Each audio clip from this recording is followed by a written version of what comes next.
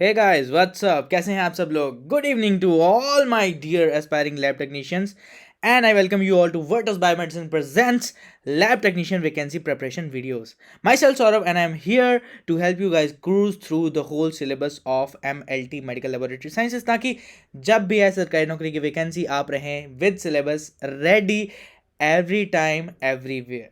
ठीक है, तो यहाँ मेरा टारगेट है कि पूरी MLT का सिलेबस आपको टिप्स पे रटवा देना, और आपका टारगेट होना चाहिए कि नोट्स बना के सबको एकदम प्रॉपर से अपने दिमाग में बैठा लेना, क्योंकि इस तरीके के नोट्स आपको कहीं भी नहीं मिलने वाले। आप 4,000, 5,000, 6,000, 10,000 लेके कोई बैच प्रिपेयर कर रहे हो, तब भी आप इस लेवल की क्वालिटी आपको वहां पर नहीं मिलने वाली है। सारे MCQs क्वेश्चंस ऑनलाइन डिस्कस कर लेते हैं, लेकिन अगर कुछ पढ़ना होता है तो आपको उनको पे करना पड़ता है, और पेड कंटेंट ही आपको मिलता है ज़्यादा अच्छे से, और उससे भी 10 गुना ज़्यादा अच्छा कंटेंट आपको यहाँ पर फ्री में मिल रहा है। तो ये है आपके लिए सबसे ज़्यादा beneficial course on the whole YouTube and online platforms together. ठीक है, तो आपका जिम्मा क्या होना चाहिए कि आप एकदम सीरियसली इन लेक्चर्स को देखें, स्टडी करें, और नोट्स बनाने हैं तो नोट्स बना के पेन पेपर साथ में रखें और बार बार रिवाइज करते हुए चले, ताकि आपका पहले अटेम्प्ट में आपका कोई भी एग्ज़ाम है वो क्या क्वालिफाई हो जाए। ठीक है, तो आज है हमारा बायोकेमिस्ट्री का फर्स्ट लेक्चर, एंड हम डिस्कस करने वाले बहुत सारी बेसिक बेसिक बातें, छोटी मगर मोटी बातें। अगर ये बातें आपके दिमाग में बैठ जाती हैं, उसके बाद बायोकेमिस्ट्री में आगे चलना आपके लिए आसान हो जाएगा। ये है सबसे बेसिक बातें जो है हमारे पास, नॉर्मल वैल्यूज़, नॉर्मल रेंजेस जो होती हैं, जो ब्लड में कौन कौन से कंपाउंड्स हम लोग बायोकेमिस्ट्री में एनालाइज करते हैं, ये सारी चीज़ें हम लोग आज डिस्कस करने वाले हैं। ठीक है, तो ये नोट्स आपके बहुत ज़्यादा काम आने वाले हैं सरकारी नौकरी की प्रिपरेशन में। 50% तो मेरी तरफ से गारंटी आपकी पक्की, और 50% जो रह गया वो आपके रिवीजन पे निर्भर करता है। अगर आप रोज़ सोने से पहले ये सारे नोट्स रिवाइज करके सोते हैं, रोज़ सुबह उठने के बाद इनको दोबारा से पढ़ते हैं, तो आपका जो प्रेपरेशन है वो एकदम फर्स्ट क्लास हो जाएगा, और आपका सिलेक्शन 100% गारंटीड हो जाएगा। ठीक है, तो आगे चलते हैं। हाँ, lab superintendent, lab technician and lab assistant की वैकेंसी के लिए best of the best lectures ये हैं। Indian railways, RRB, AIIMS, PGI, BSF, कोई भी तरह का एग्जाम हो, आप सारे एग्जाम इससे क्रैक कर पाएंगे। ठीक है, बायोकेमिस्ट्री के लेक्चर 1 में आपका स्वागत है। Without further due let's get started. ठीक है, तो ओ हाँ, आज मेरे को ना बहुत ज़्यादा इमोशनल हो जाऊंगा मैं पढ़ाते हुए।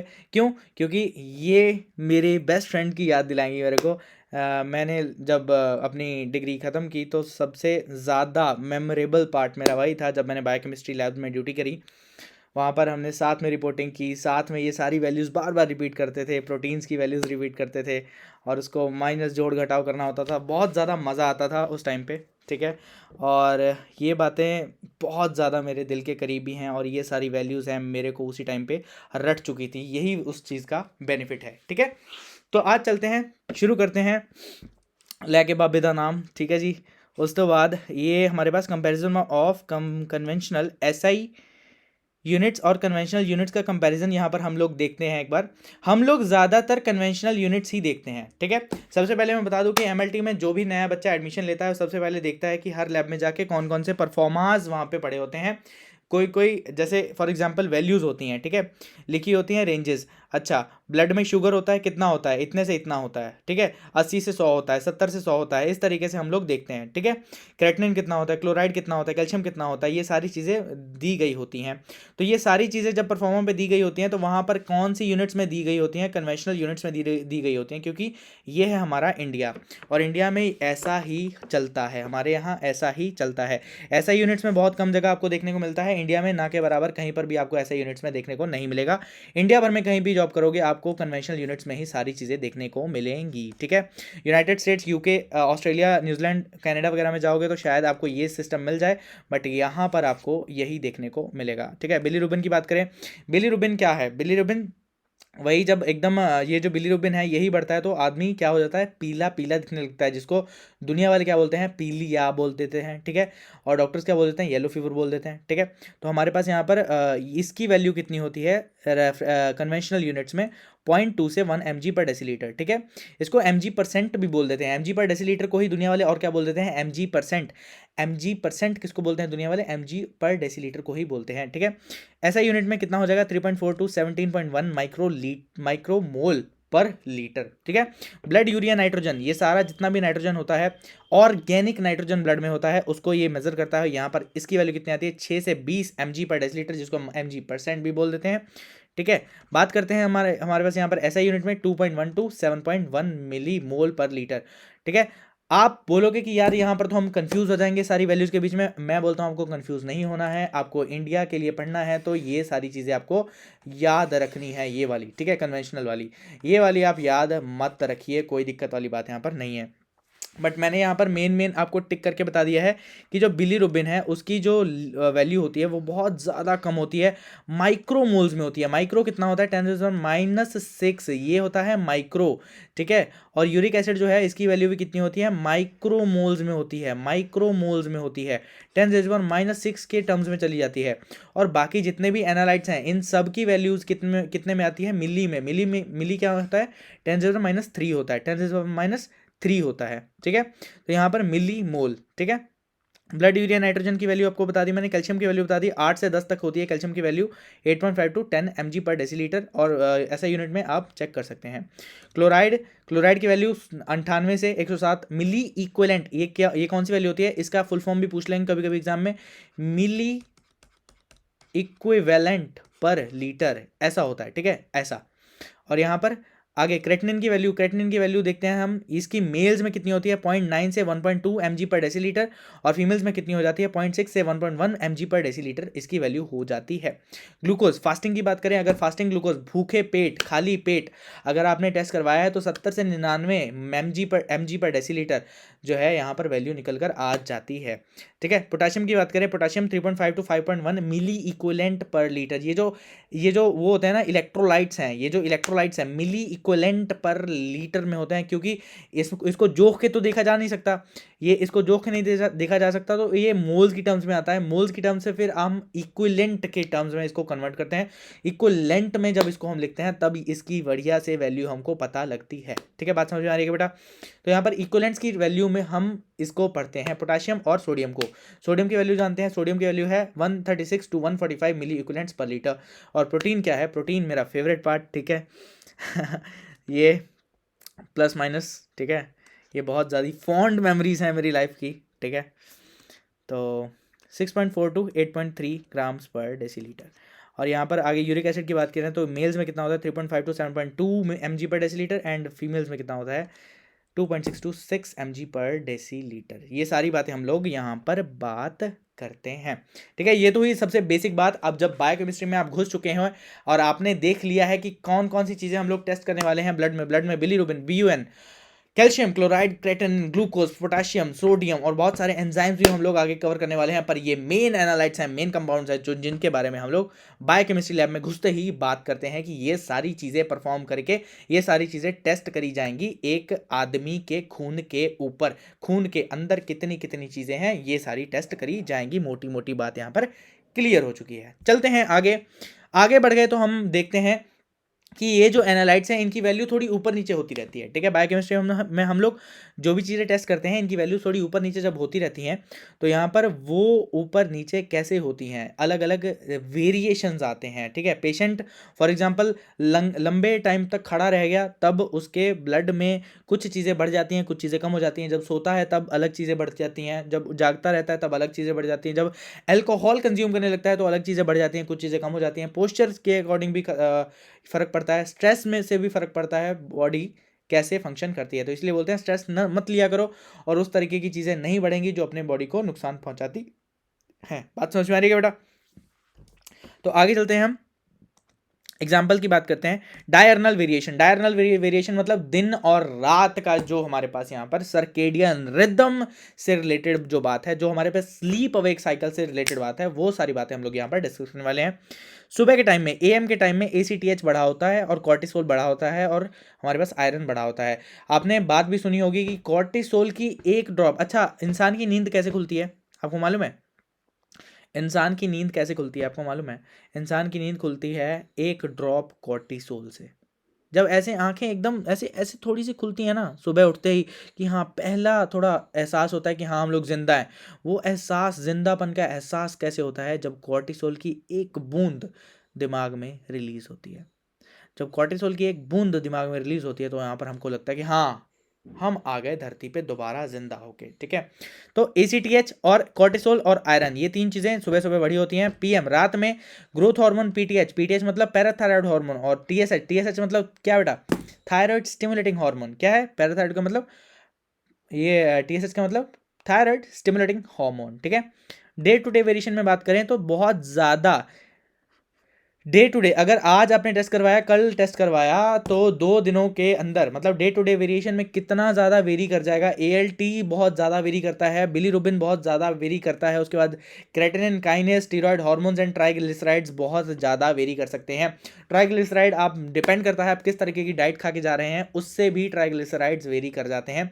तो ये जो कुछ चीज़ें हैं ALT, bilirubin, CK, creatinine, kinase, ये स्टीरॉयड हार्मोन्स एंड ट्राइग्लिसराइड, ये सारी चीज़ें ज़्यादा मोर देन 20% ऊपर नीचे फ्लक्चुएट कर जाती हैं। अगर आप आज टेस्ट करवा रहे हो और कल टेस्ट करवा रहे हो, 2 दिन के टेस्ट में ये बहुत ज़्यादा चीज़ें फ्लक्चुएट हो सकती हैं।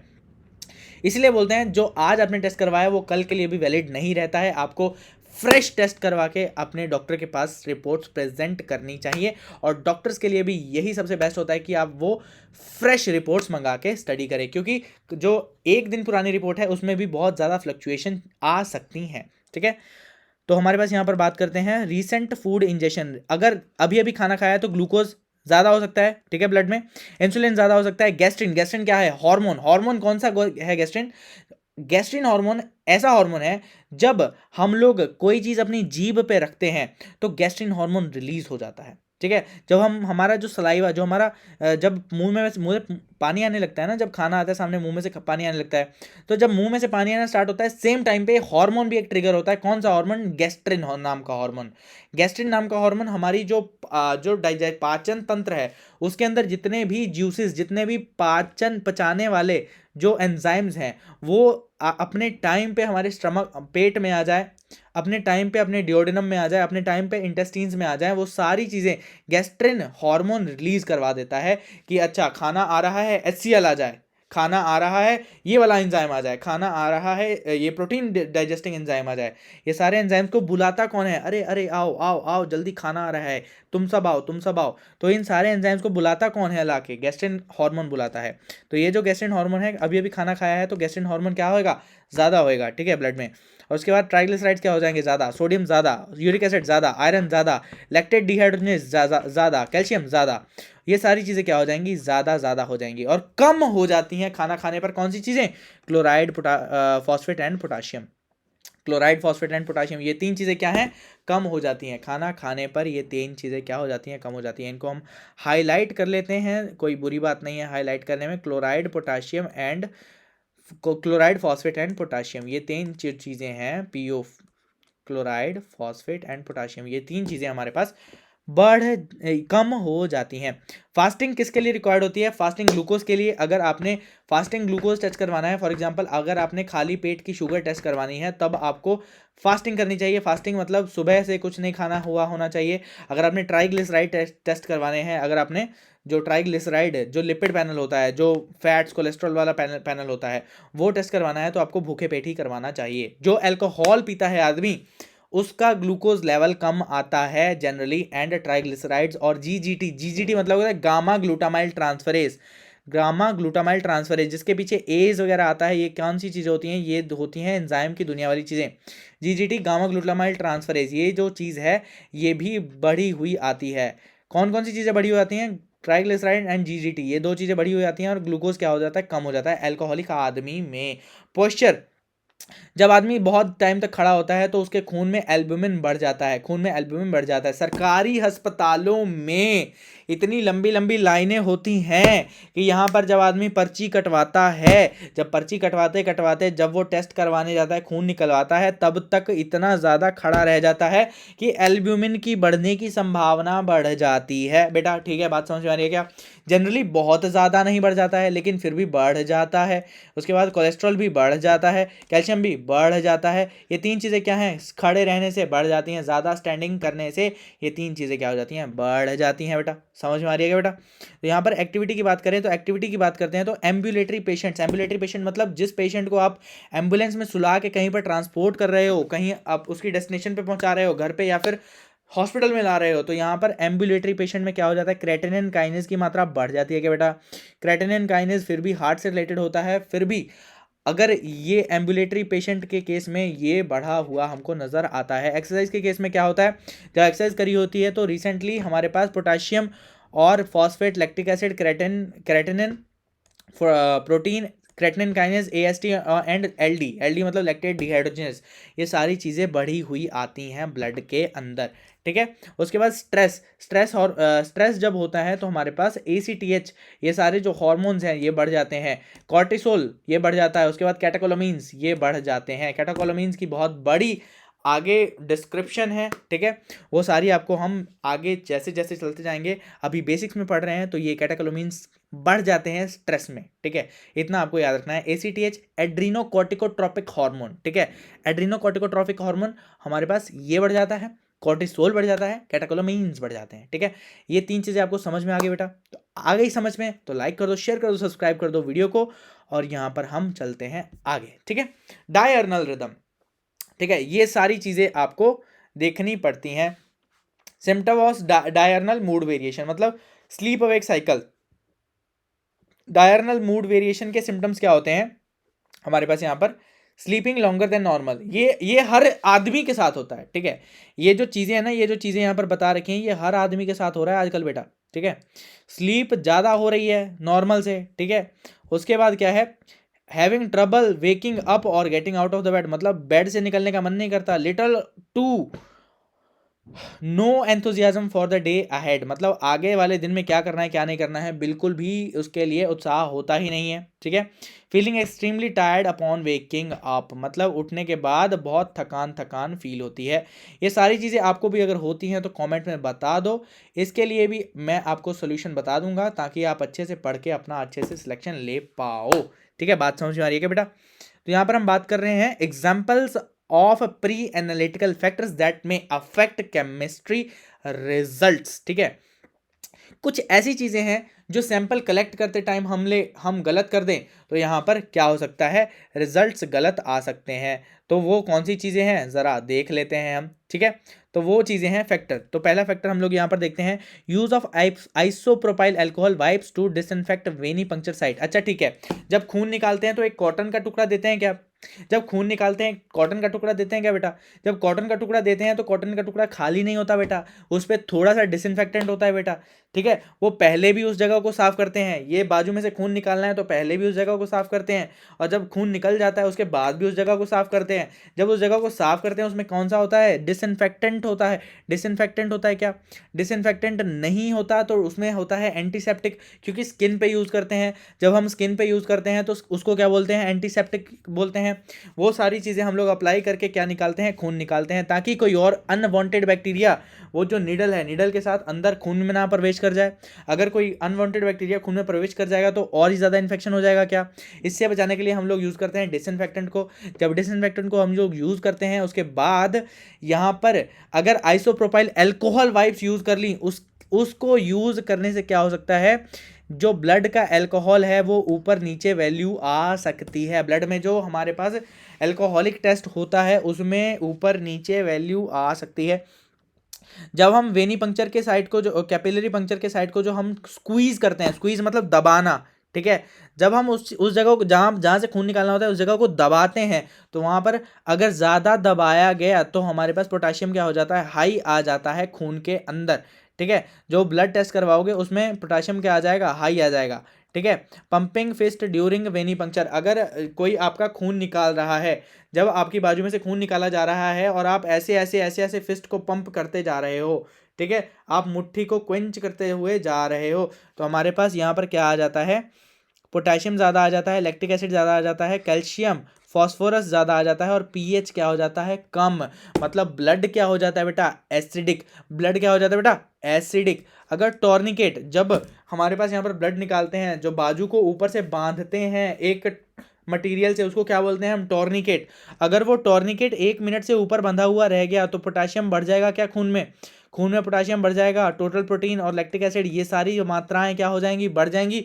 और जो आप खून टेस्ट करवाने जा रहे हो उस टेस्ट में क्या हो जाएगा, ये सारी चीज़ें बढ़ी हुई आएंगी, आपको टेंशन होने वाली है। आईवी फ्लूइड कंटेमिनेशन, अगर आईवी फ्लूइड अगर आपने रिसेंटली लगवाया है, ठीक है, तो उसमें क्या होता है, ग्लूकोज होता है, कुछ इलेक्ट्रोलाइट्स हो सकते हैं।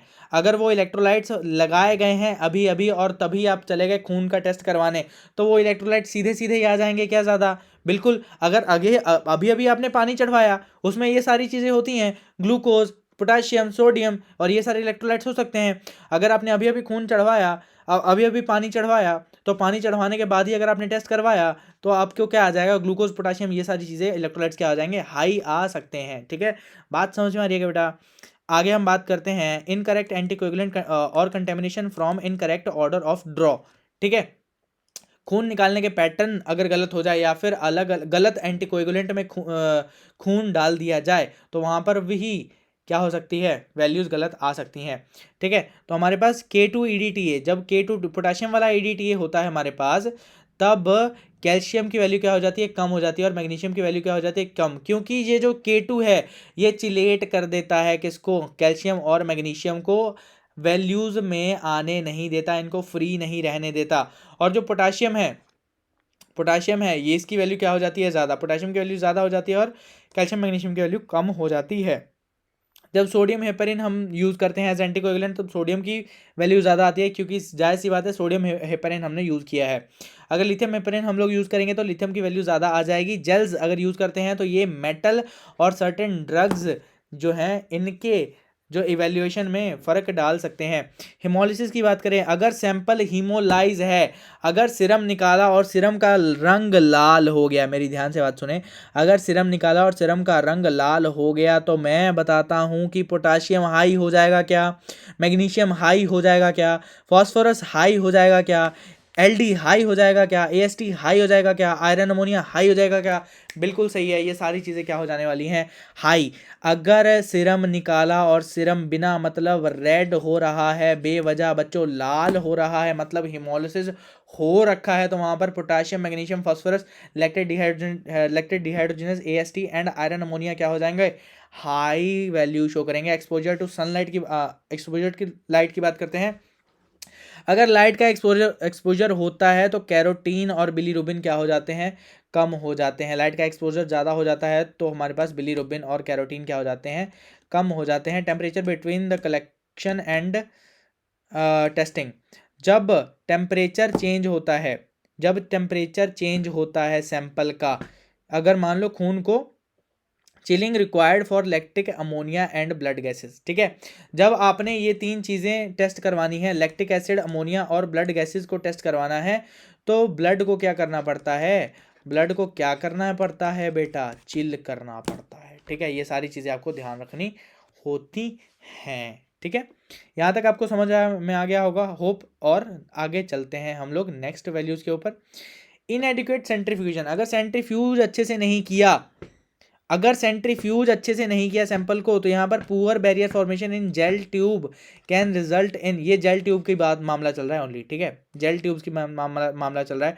पोटाशियम हाई हो जाएगा, एलडी हाई हो जाएगा, एएसटी, आयरन, फास्फोरस, ये सारी चीज़ें क्या हो जाएंगी, हाई हो जाएंगी, अगर सेंट्रीफ्यूगेशन जेल ट्यूब्स में अच्छे से ना हुआ तो। ठीक है, उसके बाद हमारे पास रीसेंट्रीफ्यूगेशन ऑफ प्राइमरी ट्यूब्स, हिमोलिसिस हो जाएगा, और हमारे पास फिर क्या हो जाएगा, पोटाशियम हाई हो जाएगा। हिमोलिसिस हो जाते हिमोलिसिस होते होते ही पोटाशियम का लेवल क्या हो जाएगा, हाई हो जाने वाला है। कोई दिक्कत वाली बात वहाँ पर नहीं रहनी चाहिए, दिमाग में कन्फ्यूजन नहीं रहना चाहिए। ठीक है, डिले इन सेपरेटिंग सीरम, ठीक है, अगर सीरम हम, ये देखो वो भी बात होती है, जब सैंपल आ गया लैब में आ गया, उसके बाद क्लॉट होने देते हैं सैंपल, हम रेड वाइल में सैंपल लेते हैं, रेड वाइल में सैंपल लेते हैं, और उसके बाद हम सैंपल को क्या होने देते हैं, थोड़ा देर क्लॉट होने देते हैं। जब क्लॉट हो जाता है उसके बाद हम उसको सेंट्रीफ्यूज करते हैं। सेंट्रीफ्यूज क्यों करते हैं, सेपरेट करने के लिए सीरम और हमारे पास यहाँ पर जो हमारे पास फॉर्म, जो ये जो हमारे पास रेड ब्लड सेल्स और बाकी जो सेल्स होते हैं उनको सेपरेट करने के लिए। ठीक है, तो अगर ये डिले हो गया, अगर इसमें देरी हो गई, तो अमोनिया क्या हो जाता है, ज़्यादा हो जाता है, लैक्टिक एसिड ज़्यादा हो जाता है, potassium, magnesium and lactate dehydrogenase ज़्यादा आ जाता है ब्लड में। अगर देर हुई, ठीक है, तो हमारे पास कम हो जाएगा क्या, ग्लूकोज, ग्लूकोज क्या हो जाएगा, कम हो जाएगा। अगर ग्लूकोज की अलग वाइल होती है, ग्रे वाइल होती है, ठीक है, अगर उसमें डाला हुआ है तो कोई फर्क नहीं पड़ता। ठीक है, उसमें क्यों क्या होता है, उसमें होता है फ्लोराइड। ठीक है, स्टोरेज टेम्परेचर की बात करते हैं, ग्लूकोज क्या हो जाता है, रूम टेम्परेचर पे क्या हो जाता है, कम हो जाता है। लैक्टिक एसिड और अमोनिया क्या हो जाता है, जब रूम टेम्परेचर ज़्यादा होता है तो लैक्टिक एसिड और अमोनिया क्या हो जाता है, रूम टेम्परेचर पर लैक्टिक एसिड और अमोनिया ज़्यादा हो जाता है। ठीक है, 4 डिग्री सेल्सियस पर लैक्टेट डिहाइड्रोजनेस कम हो जाता है, 4 डिग्री सेल्सियस पर ALP क्या हो जाता है, ज़्यादा हो जाता है। ये 4 डिग्री सेल्सियस की क्यों दिया है, क्योंकि ये नॉर्मली फ्रीज़र का टेम्परेचर होता है। ठीक है, फ्रीज़र का टेम्परेचर क्या होता है, नॉर्मली 4 डिग्री सेल्सियस के आसपास होता है। तो हमारे पास क्या हो जाता है, यहाँ पर लैक्टेट डिहाइड्रोजनेस कम हो जाता है और ALP क्या हो जाता है, ज़्यादा हो जाता है। रूम टेम्परेचर पर क्या होता है, लैक्टिक एसिड और अमोनिया क्या हो जाता है, ज़्यादा हो जाता है। और रूम टेम्परेचर पर क्या हो जाता है, ग्लूकोज क्या हो जाता है, कम हो जाता है। ये फ्लोराइड वाइल अगर हो तो एक्सेप्शन है। ठीक है, बात समझ में आ रही है बेटा। ये सारी चीज़ें आपको एकदम बढ़िया से समझ आ गई होंगी। तो हम चलते हैं अपने नेक्स्ट टॉपिक के ऊपर। ये हमारे पास डिफरेंस इन एनालाइट कंसंट्रेशन। ठीक है, कुछ एनालाइट अलग अलग जगह पर अलग अलग वैल्यू में होते हैं, अलग अलग कंसंट्रेशन में प्रेजेंट होते हैं। ठीक है, प्लाज्मा में ज़्यादा होता है, सीरम में कम होता है। क्या, टोटल प्रोटीन। अगर हम सीरम की बात करें, अगर हम सीरम की बात करें उसमें टोटल प्रोटीन कम होगा, लैक्टेट डिहाइड्रोजनेस कम होगा, कैल्शियम कम होगा। प्लाज्मा में क्या हो जाएगा, ज़्यादा हो जाएगा। प्लाज्मा में क्या हो जाएगा, ज़्यादा। प्लाज्मा कब बनता है, जब ट्यूब में एंटीकोगुलेंट होता है। जब ट्यूब में एंटीकोगुलेंट नहीं होता है तो क्या बनता है, सीरम बनता है। Higher in serum than plasma, serum में ज़्यादा होता है, प्लाज्मा में कम होता है। क्या, potassium, phosphate, glucose, creatinine kinase, bicarbonate, ALP, albumin, AST and triglyceride, ये सारी चीज़ें क्या हो जाती हैं, सीरम में ज़्यादा हो जाती हैं। Plasma, higher in plasma than whole blood, मतलब होल ब्लड से ज़्यादा प्लाज्मा में होता है। क्या, ग्लूकोज। ग्लूकोज जब आप फ्लोराइड वायल में चेक करते हो वहाँ पर प्लाज्मा में क्या हो जाता है, होल ब्लड से ज़्यादा हो जाता है। ठीक है, बात समझ में आई क्या बेटा। उसके बाद higher in capillary blood than venous blood, venous blood से ज़्यादा हो जाएगा किसमें, कैपिलरी ब्लड में। क्या, ग्लूकोज। ठीक है, हमारे पास पोस्ट प्रेंडियल मतलब खाना खाने के बाद। और उसके बाद यहाँ पर हमारे पास पोटाशियम भी ज़्यादा हो जाएगा। ठीक है, higher in venous blood than capillary blood, venous blood में ज़्यादा हो जाएगा। क्या, कैल्शियम एंड प्रोटीन। जो टोटल प्रोटीन एंड कैल्शियम है ये किस में ज़्यादा होता है, वेनस ब्लड में ज़्यादा होता है, कैपिलरी ब्लड से। ठीक है, higher in RBC than plasma, RBC में क्या ज़्यादा होता है, पोटाशियम फॉस्फेट एंड मैग्नीशियम, ये सारे आरबीसी में ज़्यादा होते हैं, प्लाज्मा से भी ज़्यादा। ठीक है, higher in plasma than RBC, RBC से ज़्यादा होता है प्लाज्मा में। क्या, सोडियम एंड क्लोराइड, ये सारी चीज़ें आपको याद रहनी चाहिए, ये इम्पॉर्टेंट है। ठीक है, ठीक है बेटा, ये क्या है, इम्पॉर्टेंट है। होप आपको आज का लेक्चर बहुत अच्छे से समझ आया हो। अगर समझ नहीं आया तो थोड़ा स्लो करके देखा करो। ज़्यादातर बच्चे 1.5x पे डायरेक्ट भाग जाते हैं, 2x पे डायरेक्ट भाग जाते हैं। मेरी स्पीड वैसे ही थोड़ी हाई रहती है, बोलने का पिच थोड़ा हाई रहता है, बोलने की स्पीड थोड़ी ज़्यादा रहती है, ये सारी चीज़ें ज़्यादा रहती हैं। तो कुल मिला के जो लेक्चर है वैसे ही इंटरेस्टिंग बन जाता है। 1x पे ही देख लिया करो, 1.2x 1.25x पे ठीक स्पीड मेंटेन हो जाती है, पर 1.5 और उससे आगे आपको लेक्चर समझ में मेरे हिसाब से नहीं आएगा। ठीक है, क्योंकि मेरी स्पीड वैसे ही हाई है और आप लोग उस स्पीड पर आराम से लेक्चर देख सकते हैं। और वीडियो को अंत तक देखा करो अगर एक बार आ जाते हो, क्योंकि आपको लेक्चर में इंटरेस्ट डेवलप होना, ऐसा नहीं है कि पहले ही बार में इंटरेस्ट डेवलप हो जाए, आपको थोड़ा सा रिदम मेंटेन करके चलना पड़ता है टीचर के साथ।